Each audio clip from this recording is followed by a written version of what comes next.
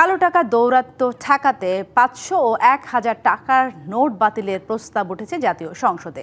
২৪শে অগাস্টে অন্তর্বর্তী সরকার ক্ষমতায় আসার পরপর এমন দাবি উঠেছিল, কিন্তু প্রশ্ন হলো, নোট বাতিল হলেই কি কালো টাকা দৌরাত্ম্য কমবে, কিংবা যারা হাজার শত শত কোটি টাকা দুর্নীতি করেন তারা কি টাকায় তা জমিয়ে রাখেন?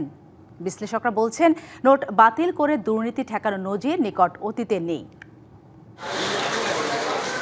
প্রতিদিন নানা প্রয়োজন বা লেনদেনের দায় পরিশোধে ব্যবহার হয় নগদ টাকা। কেন্দ্রীয় ব্যাংকের হিসাব বলছে, ব্যাংক ব্যবস্থা ও মানুষের হাতে প্রায় 2,88,000 কোটি সমমূল্যের নগদ টাকা বাজারে আছে। এসব টাকা আছে 1,000, 500, 200, 100, 50, 20, 10, 5 ও 2 টাকার নোট হিসাবে।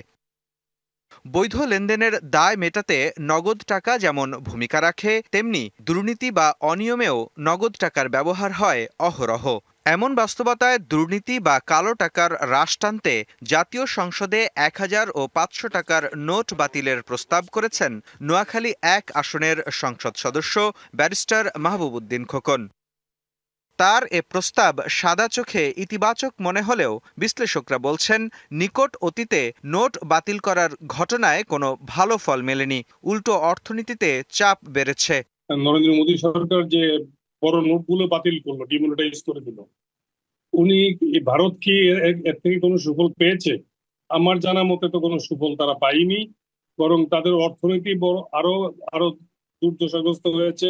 এর আগে 2016 সালের 8ই নভেম্বর ভারতের প্রধানমন্ত্রী নরেন্দ্র মোদী হঠাৎ 500 ও 1,000 রুপির নোট বাতিল করেন। Presenting Walton Crystal Series. Switch to premium. Switch to Crystal.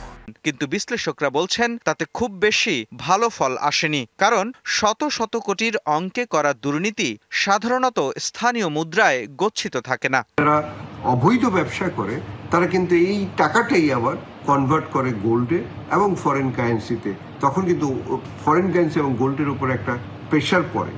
But এটা যদি আমরা রাইটলি করতে পারি, তাহলে এটার হয়তো আমরা একটা পজিটিভ ইম্প্যাক্ট আমাদের ইকোনমিতে পারবো।